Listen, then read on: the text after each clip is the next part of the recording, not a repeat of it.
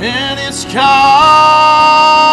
the land of the brave. The whole world knows our name.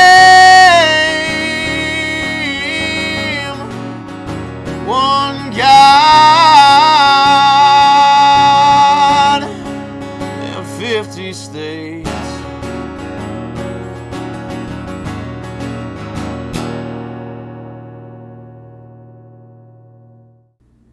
Oh, hello. Welcome to the Woke is Broke podcast. I'm your host, as always, Joshua Stanko. And somebody was kind enough to inform me the other day that apparently it's Black History Month, which is a really, really big deal because the 11 months out of the year that isn't Black History Month, we just don't pay attention to black people at all or enough, apparently, especially in movies, music, news, magazines, and literally every other form of medium out there. We just pretend that they don't exist. But Black History Month, very, very important. Which is why I thought it was important to inform you, my audience, and also to inform myself what we can do as white people so as to not offend black people, so as not to be racist towards them. And I thought if I was going to do that, I really needed to sit down with a black person and get their take on all this. And, I'll be perfectly honest, due to my own privilege, it didn't even occur to me that we do actually have a couple of black people here in the studio at all times anyway. So I thought it was important for us to sit down with the Barbados rum police man right here and get his take on Black History Month. To get his take on what we as white people can do so as not to offend black people. So, what is your name? Jamal Wahanzi? I see. Well, Jamal, thank you for joining us in this segment. No. It's not Jamal. It's Jamal Wahanzi. One word. That you're saying that is your first name, Jamal Wahanzi. Correct. I see. And what is your last name, if you don't mind me asking? I do mind you asking, you racist bitch. Okay, we are off to a shaky start right here. But Jamal, why don't you tell our audience here what we as white people can do so as not to offend black people? Well, before I answer that question, I think it's very important that we establish what is racist. Okay, I see. Jamal Wahanzi, go ahead. First off, Band-Aids are racist. You're saying Band-Aids are racist? Correct. How exactly are Band-Aids racist?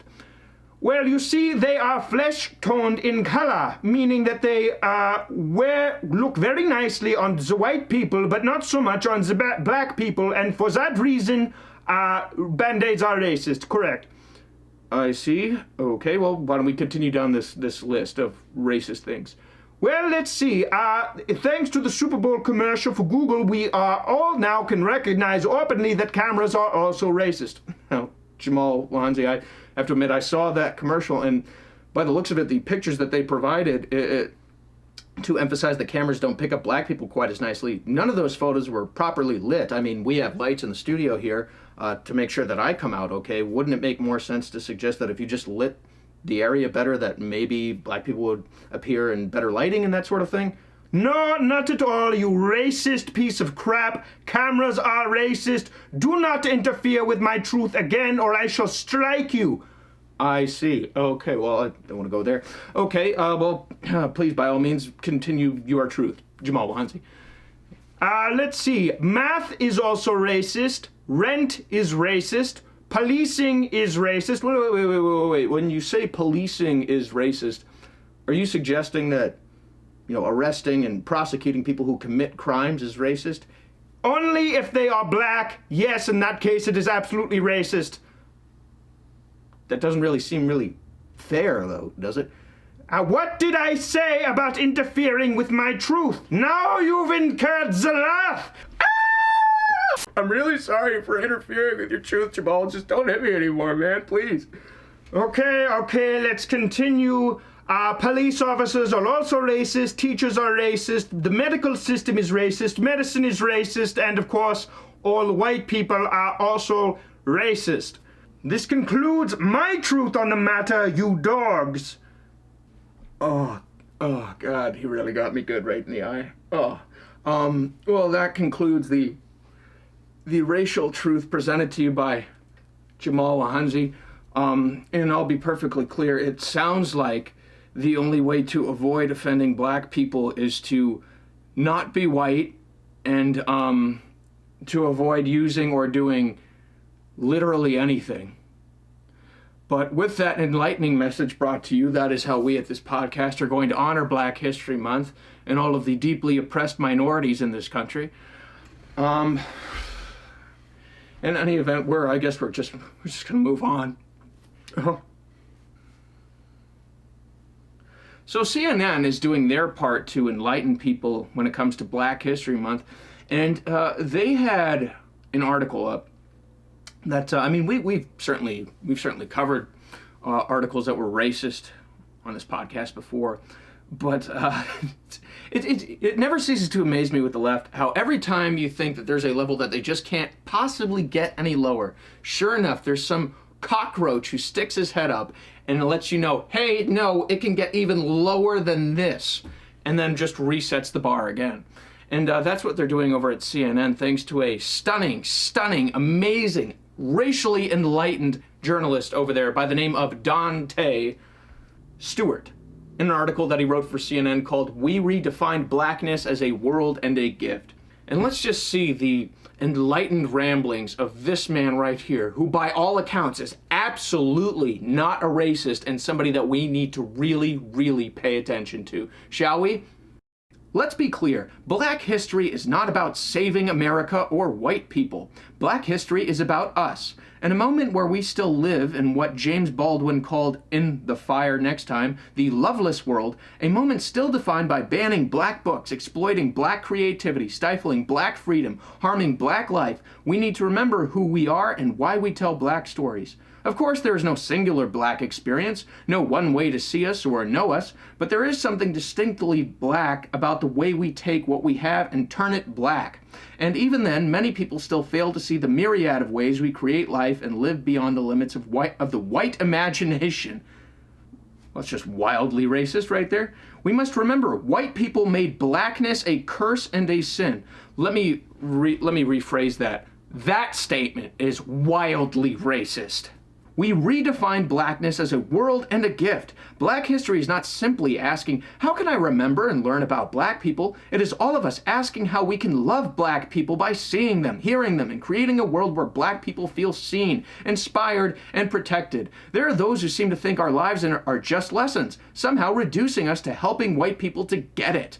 My mind cannot escape the simple fact that so many people ran to our books and to our art, or to the streets in 2020, believing that simply reading or marching would somehow magically change the white supremacist power structure so pervasive in our country without fundamental change in how we live together. Just 2 years later, after all the anti-racist work and organizing, we are dealing once again with white backlash on one hand and white exhaustion on the other.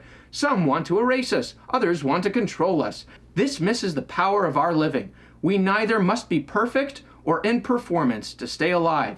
We neither must be exceptional or superhuman. None of that is necessary. The power is that we are here. And to use Baldwin's often missed words at the end of Letter from a Region in My Mind, we are indeed beautiful. Okay, so there is a lot of things to get into in regards to that racist bilge I just read for you, right? And one of the things is this. In this article, this douchebag, advances an idea. It isn't an old idea or an original idea by any means. It's one we've heard for a while now. But it's the idea that if you are black, that somehow this makes you inherently special. That somehow the color of your skin makes you inherently special. It does not. Any more than I am inherently special because of the color of my skin. Or anyone else is inherently special because of the immutable characteristics that they possess. You didn't choose to be black. Okay, that does not make you special. I didn't choose to be white. It does not make me special. You are not special because of the color of your skin. You are not special because of your immutable characteristics. To suggest that you are is an act of racism, right? Because what is racism? What is the actual definition of racism? It's the idea that a race is superior or inferior due to the color of your skin. The idea that any race is special because the color of their skin is racist. It is a lie.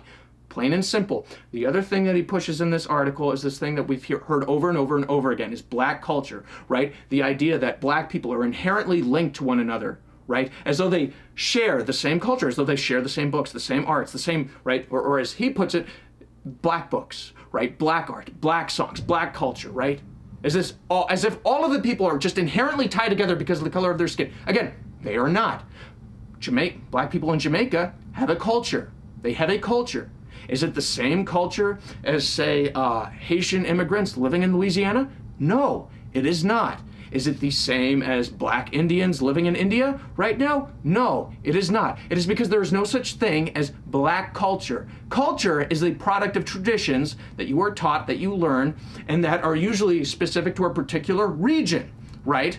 And so you have Jamaican culture, you have Haitian culture, you have Indian culture, right? You have American culture. These are all cultures. There is no such thing as black culture, all right? And there is no such thing as black people being inherently tied to one another because of the color of their skin. You cannot be inherently tied to somebody because of immutable characteristics, right? I am a Catholic, right? I'm a Catholic Christian, which means that I believed in the life, death, and resurrection of Jesus Christ, that he is the Son of God who redeemed me, who saved me from one of the darkest, ugliest moments in my life and brought me up here and put me on this stage and just gave me the opportunities and the gifts and the talents that I have that allow me to do this, to do something that I feel called to do. I'm a Catholic, right? I'm a Christian. And as such, that means that I can go to any Catholic church anywhere in the world. It could be in Russia. It could be in Belgium. It could be in the state of Tennessee. I could go into any Catholic church and I will be connected with everyone in that church. Why? Because I'm connected through my faith. I'm connected in something that we, as Catholics, chose to believe, chose to follow, and are living a truth together. We are united in our traditions. We are united in our faith. We are united in our beliefs. That is how we are tied together. The idea that he is propagating right here is that I, as a white person, am inherently tied to, say, the slave owner from 300 years ago because of the color of my skin, despite the fact that neither my family, on my mother's side or my father's side, resided in the U.S. until 1899, and in northern territories at that. You cannot be inherently tied or connected to people because of your immutable characteristics. All right? That is not what culture is. Again, culture, set of beliefs, set of traditions, set of values that you learn, or that you choose to learn, or that you choose to believe, or that you choose to integrate into your life.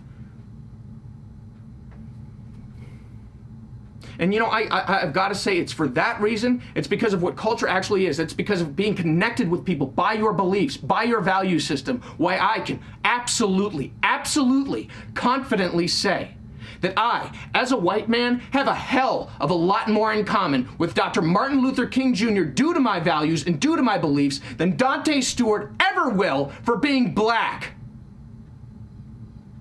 And the idea that these stewards of justice have any right to talk about oppression, have any right to talk about racism, when they can go out there and say white people made blackness a curse. It is not just laughable at best, it makes me angry at best. It ought to make you angry too. Because evil is an offensive thing. It is an offensive thing to lay your eyes on. It is an offensive thing to hear. And make no mistake, everything in that article is absolutely evil. It is the antithesis of everything that Martin Luther King Jr. marched against, fought against, spoke against. It is everything against. Everything and everyone in the civil rights movement fought against too. And the idea that he has more in common with the people of the Civil Rights March because of the color of their skin, despite his beliefs, is disgusting. It is an absolute lie. And the idea that you are inferior because of the color of your skin if you're white, that is an outright evil lie. And the idea that you are inherently victimized because of the color of your skin, or that you are inherently beautiful or inherently superior because of the color of your skin if you're a minority in this country, is also a disgusting lie. It was told in reverse 60 years ago. It's being told now. It's evil and it's wrong and it's got to stop. It's got to stop. Moving on. All right, now that I've had a chance to breathe out of a paper bag for about the last 15 minutes, let's get into something a little bit calmer, shall we? Societal breakdowns in particular.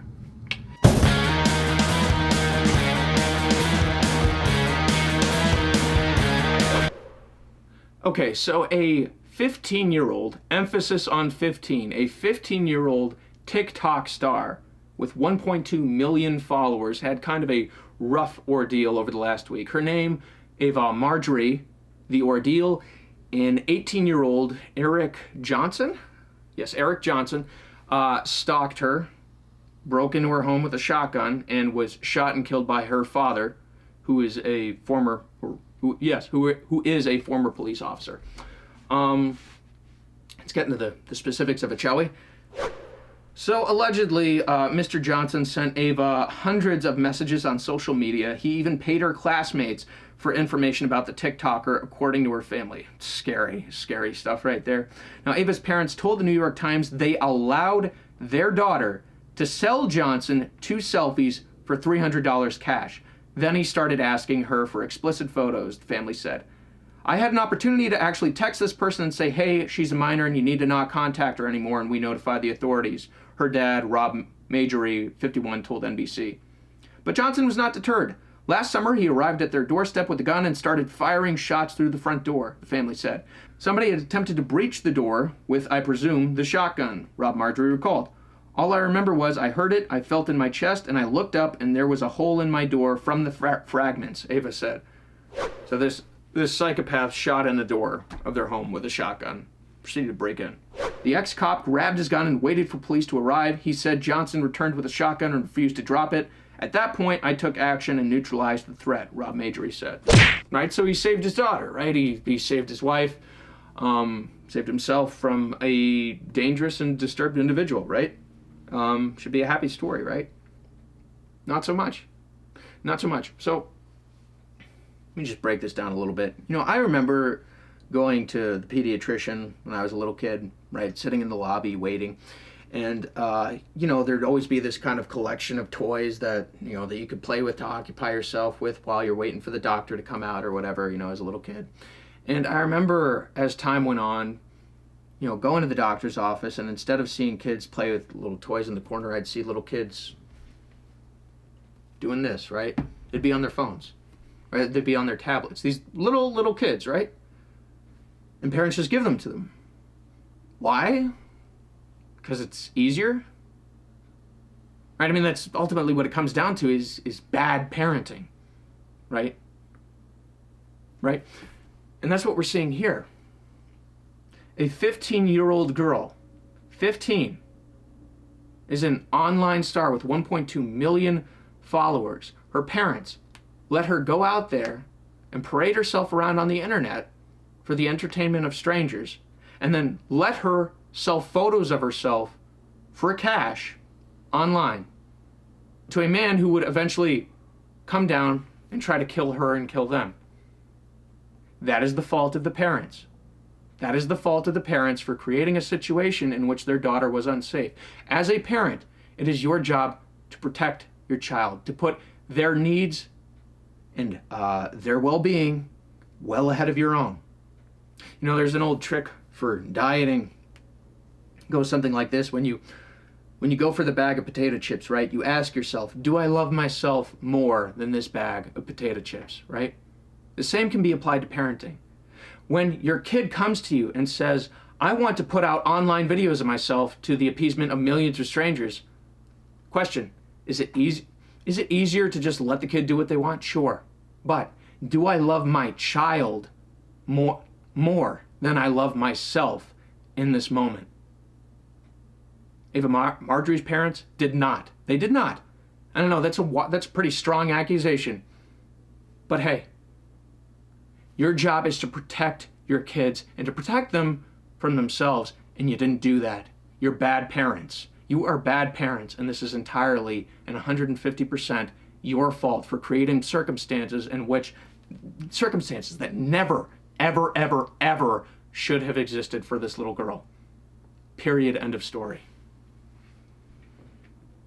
And even if it didn't devolve into this, even if it didn't result in a stalker, guess what? It still would have been wrong.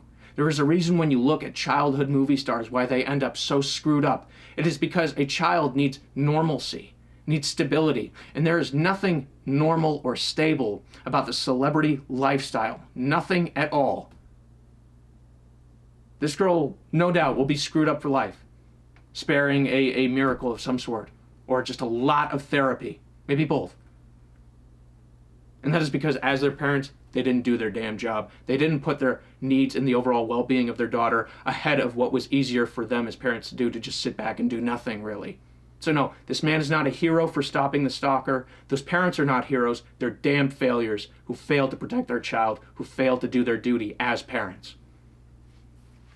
And that is our societal update for the day.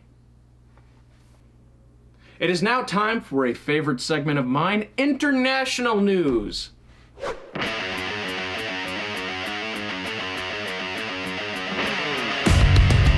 Okay, so the word is out. Apparently the Russians have been given the go-ahead to invade Ukraine at this point. Scary stuff. Could happen any day now. It's just, sadly, it's just a matter of waiting. But according to the Washington Post, the United States has informed the United Nations it has credible information showing that Moscow is compiling lists of Ukrainians to be killed or sent to camps following a military occupation, according to a letter to the UN Human Rights Chief obtained by the Washington Post on Sunday. Now, the letter alleges that Moscow's post-invasion planning would involve torture, forced disappearances, and widespread human suffering. It does not describe the nature of the intelligence that undergirds its assessment.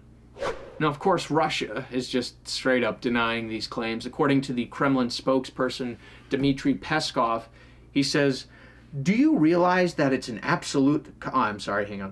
Do you realize that this is an absolute canard, a lie? It is absolute fiction. There is no such list. It is fake. Right, complete and utter fiction, right? That after Russia is finished invading Ukraine in a totally unprovoked act of aggression, that they would start targeting dissidents, journalists, right? Politicians, innocent civilians, and that they would ship them off to camps. Complete and utter fiction that they would ever try something like that. Must be why Alexei Navalny, right, the leader of the Russian dissident movement, is still rotting in a Russian prison right now. And his sole crimes, mind you, exposing corruption in the Kremlin and standing against Vladimir Putin, right? On top of what another alleged crime of his, surviving an assassination attempt on his life that was put out by the Russian government. Right, this guy still rotting in jail. It must be why even to this day, even as recently as a year and a half ago, Russia was still shipping off people to Siberia for their religious beliefs and their political beliefs and for dissenting against Putin, right? Okay, so when Russia says that they are not targeting journalists, they're not going to target dissenters, they are lying to you. And the fact that nobody in the White House seems to give a crap about this is astounding. And how do I know? How do I know that nobody in the White House seems to give a crap about this? Well, maybe it's because Joe Biden himself, after openly announcing that Ukraine will invade in just several short days, right, after announcing that the invasion will be, quote, a bloody, destructive war, that they still have not implemented any sanctions whatsoever. Fox News pressed Jen Psaki in particular on this just the other day. Let's hear that real quick, shall we? Ukraine. The sanctions we've learned don't include SWIFT. They don't target energy, so the impacts to other countries are mitigated. You guys have attributed this cyber attack to Russia, and you're warning that the prospect of war is, or peace rather, is pretty dim. So at what point do you break away from the strategy, say it's not working, and do something else, impose some of these sanctions now? Well, I think as we've talked about a little bit in here, our collective view from our national security team is that sanctions are meant to be a deterrent. To die before implementing them in that case. I think, Jackie, that's in no way a fair statement or accusation, I guess, if that's what that is. What we have done and what the president has done is unite countries around the world on a strong package that will be crippling to the Russian economy. And we have done that in a way where we have stood up for the territorial integrity of Ukraine and stood with our NATO partners and allies. But that's it, right? That's it. They are waiting for people to die before doing anything because they don't want to do anything, because they're a bunch of gutless, self-involved cowards. And they know that sanctions, even if they implemented them, are still not going to do anything. And they know this. How? Because the Russians know this, and they've been open about it. According to the Russian ambassador to Sweden, he said, "Excuse my language, but we don't give a shit about all their sanctions. We have already had so many sanctions, and in that sense, they've had a positive effect on our economy and our agriculture. New sanctions are nothing positive, but not as bad as the West make it out to sound," according to Viktor Terentsev, the Russian ambassador to Sweden. Again, there's the Russian ambassador to Sweden saying what all Democrats know, and that their sanctions are not going to do jack crap to prevent this invasion. And yet, you have Anthony Blinken out there saying, "Well, respond strong and swiftly." You have Jen Psaki out there. It's not fair to say we're waiting for people to die. We're going to implement these sanctions. We're going to save lives. Baloney. Baloney. You know it's not going to do anything, and you're not even doing that anyways. You're not even doing the bare minimum. You're not even giving the slightest effort. It's because to Joe Biden and his cronies, there is no person too toxic, no person too toxic, no regime too evil, no loss of human life too great to get that old fart to grow a pair of cojones and to stand up for what's right, to stand up for innocent human life. It is because he is a weakling and a coward. And the people who stick their hand up his butt and move his mouth around like a puppet, they're cowards too. And that is painfully apparent to the rest of the world. It's been painfully apparent since the fall of Afghanistan. Right? At least going into office, to people who didn't know Joe Biden's checkered history when it comes to foreign affairs, foreign policy, at least you could look to the guy and say, well, we don't really know how he's going to lead militarily. We got some ideas, but it hasn't been tested yet. But then Afghanistan came, abandoning Bagram Air Base, abandoning our own citizens, hundreds, thousands of our own citizens, abandoning hundreds of thousands of our Afghan allies, leaving Christians to die to the Taliban, leaving millions of women to be subjugated and raped by the Taliban, getting 13 of our own U.S. service members killed, and then checking his watch at the funeral, getting a U.S. aid worker and his 7 children killed in a poorly vetted attack, right, for which there has still been no consequences. No consequences to our people who dropped bombs on a U.S. aid worker and his 7 children. No consequences for that yet, mind you, right?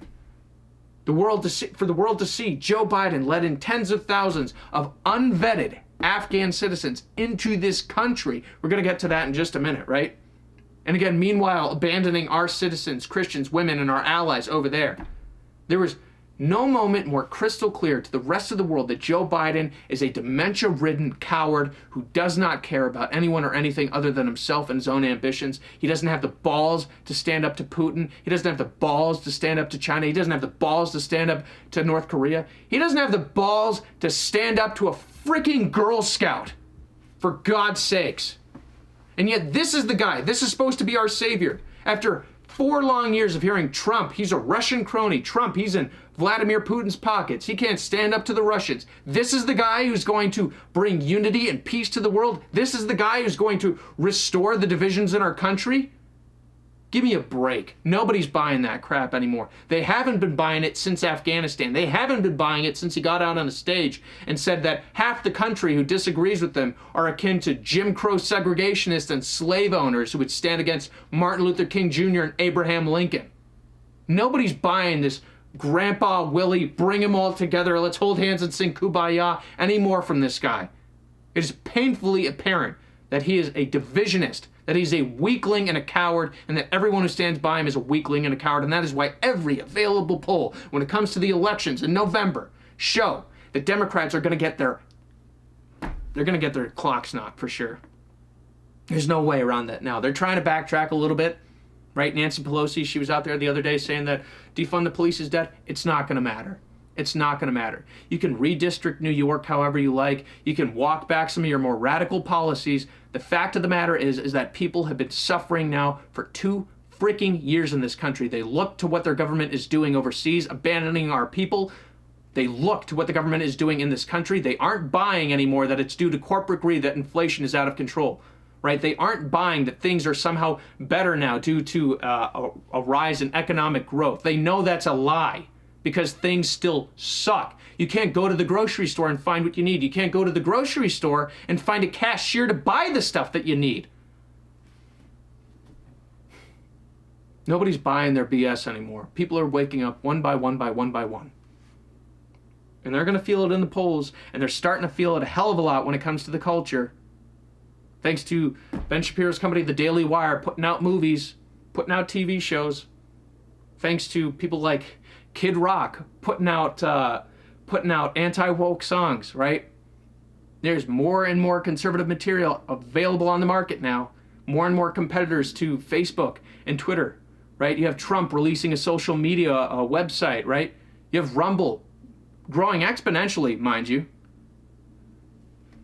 Right? These are alternatives that are starting to get their feet solidly planted, right?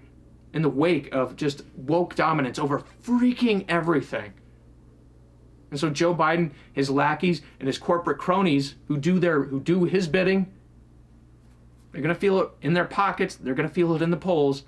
That punch is coming. They better get ready for it. That's all I can say on that. International news concluded.